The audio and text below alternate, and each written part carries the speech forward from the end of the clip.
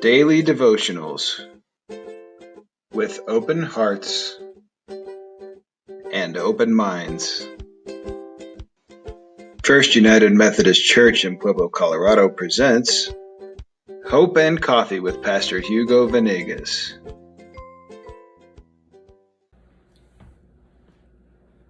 Hi, this is Hugo Venegas from the First United Methodist Church with our daily Bible study, Hope and Coffee.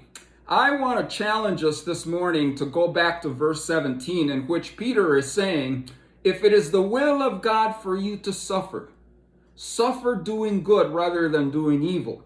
And I talked yesterday about Peter challenging us to two things. He wants us to change our thinking about living in suffering. But I also think that he wants to challenge our behavior. And that's why he's saying, do good.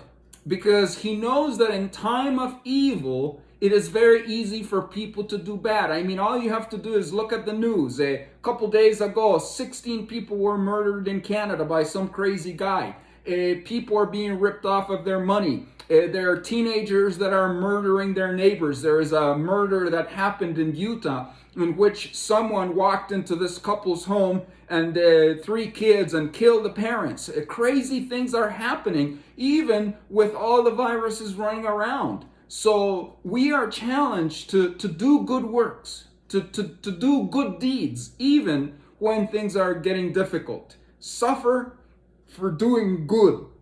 Suffer for being positive, even in a negative environment. Now, I want you to know that I have been blessed as I have looked at the COVID-19 situation.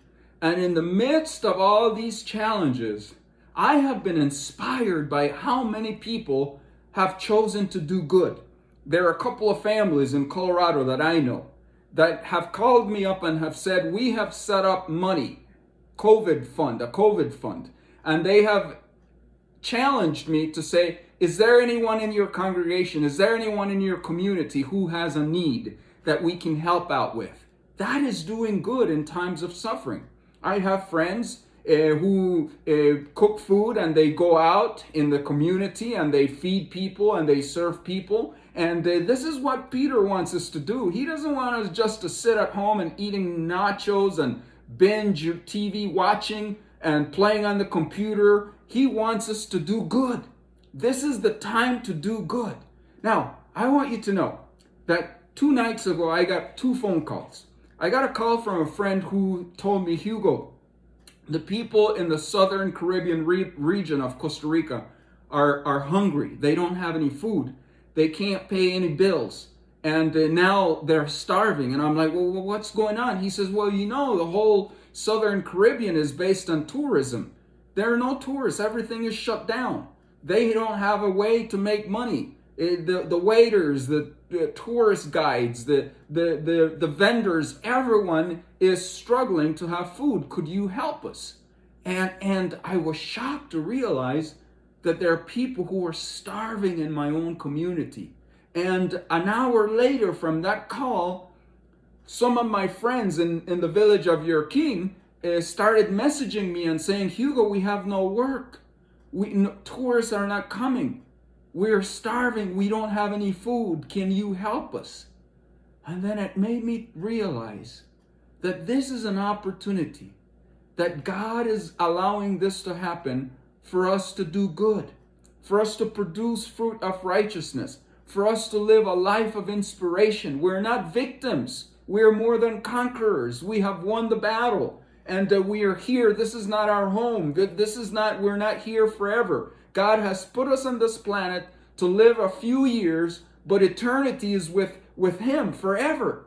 There won't be any virus in heaven. There won't be any disease. There won't be any crime. There won't be any injustice. So I am excited about getting there, but I'm not there. I'm here. So what are we supposed to do while we're here? To do good. To do good.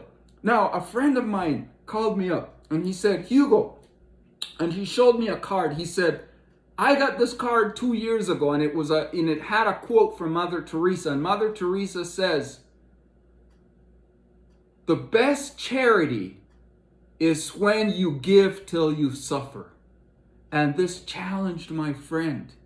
And he's a very generous man, and he is giving money, and he's helping the people in Costa Rica, the people in the Caribbean coast. And he read this, that we have to give even if it hurts. We have to give even when we suffer for it. So now he is trying to collect thousands of dollars to distribute food to all the families in the Caribbean region. And that inspired me. So I called my brother-in-law up and I said, we got to go do something for our friends on the reservation.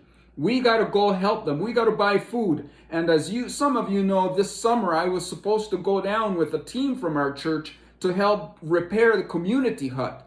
And I started saying to my brother-in-law, what are we going to build? Why are we going to build a community hut if people are starving? They don't have any food. We should just use this money and buy them food. And he said, yeah, let's think about it. An hour later, he called me back and he said, Hugo, I need to challenge your thinking. We don't need to give them food. That's too easy. We need to give them jobs. Provide that money so that they have a farm, so that they can work in planting the kind of food that they would need to survive, because tourists are not going to be coming back in a couple weeks. It's going to be months. They have to make a livelihood. They have to change their industry. They have to go back to farming. They can't just depend on tourism. And it made me think. We need to think differently if we are to thrive and survive in COVID-19 post-world. And we have to do good. So I am challenged, and I have been calling my friends up. I have been challenging some of my family members. Let us help the people of your king. Let us change their industry. Let us do good, because that is God's will, for us to do good in times of suffering. Is there anything that you can do? Can you give money? Can you volunteer? Can you go out and make masks? Can you call the elderly up just to make sure that they are safe? Now, I have gone over my 5 minutes, but do you know why I am taking more time? Because this is the time for us to do good. I know where you're going. I know where I'm going.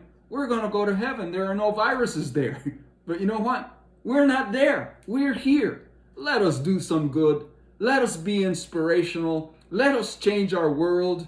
God may have allowed this to happen so that we as a church, as a people, as individuals, can be inspired to live better lives. Hugo Venegas from the First United Methodist Church in Pueblo, Colorado. God bless you. Thank you for joining us for our daily devotional, Hope and Coffee, with Pastor Hugo Venegas.